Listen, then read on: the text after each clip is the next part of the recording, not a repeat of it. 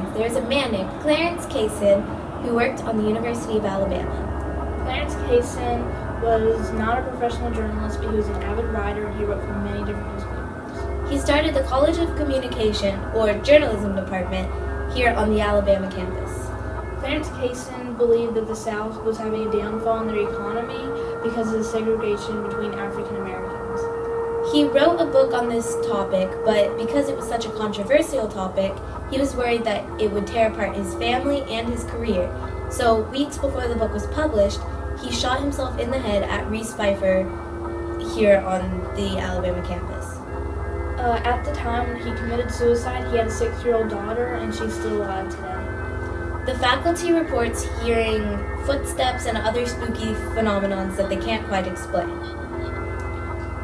One person that had a personal experience with the ghost is Olivia's mom, Dr. Greer. Well, from 2007 to 2013, I worked over in Reese Pfeiffer Hall on the University of Alabama campus, and I had an office on the 4th floor. And supposedly that's where the journalism department was back in the 20s and 30s when it first started, and the first chair of the journalism department was there. So my office was there. And so I was chair of the journalism department, and there would be times that I would be working late at night, and the whole atmosphere in the room would just change.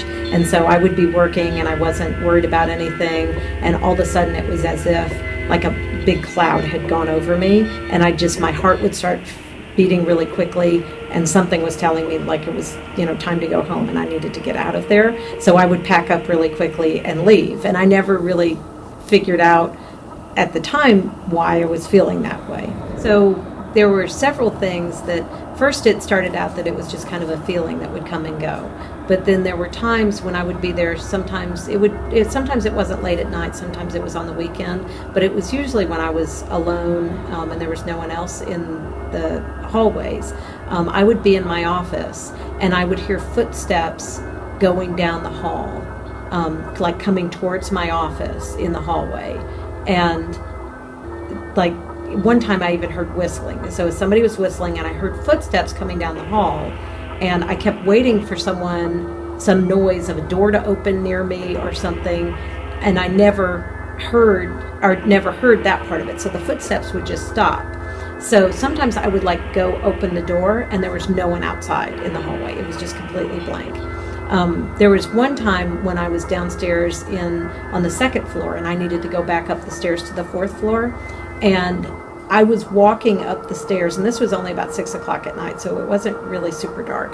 I was walking up the stairs and I heard somebody walking on the stairs right in front of me, but I couldn't see anybody. And I thought, okay, well maybe they've just gone around the landing and I can't see them. And so, I started running faster up the stairs to see if I could catch up to whoever was walking up the stairs. And I got to the top of the stairs and there was no one. And I opened the door into the hallway and there was no one there. But I could so clearly hear those stairs going, somebody walking up and down. There were other times where I would be working and the elevator door would open and then shut, like somebody had gotten off, but there was no one there. And it was so creepy because you could hear somebody moving around, but I could never see anybody. So probably the one that brought it most home was we had a banquet every year for Clarence Cason, who was the man who started the journalism department, and so it was named in his honor. And so I was standing in my office just on the other side of my desk, and I was talking to a faculty member who was new and didn't know what to wear. And so I said something to the effect of, well, it's dressy, but it's not overly dressy because I don't think Clarence was that fancy of a person, or something like that. And right when I said his name, one of my awards flew off the wall. It didn't just drop, it flew over and crashed down. And it was right when I said the name Clarence. And to me, and I had a witness because the people may think I'm nuts, but I had that faculty member was standing there and I was like, you saw it, right? And so everybody was that she was freaked out, I was freaked out, and we knew that he was sending us a message that he was there listening to us talk about him, which was really kind of creepy, but also kind of cool that he was there and he knew that we were honoring him. I kind of liked that happened because it was confirmation that there was really something there, that it's like, okay, why would this picture have flown across the room? Not just dropped. If the nail broke just at that moment, it would have just dropped. It flew out and down and almost hit my desk. It was like 4 feet that it flew. And so it was like, to me, it was comforting that I was like, okay, I'm not crazy, that there really is somebody up here that hangs around with us. But then it was funny because after that, I was never really frightened when I was alone there, and I would have that feeling. So that feeling would come over me, and I'd still go, I'm kind of uncomfortable and I need to go home. But it wasn't like frightened because I kind of knew that he was there and he was watching over me.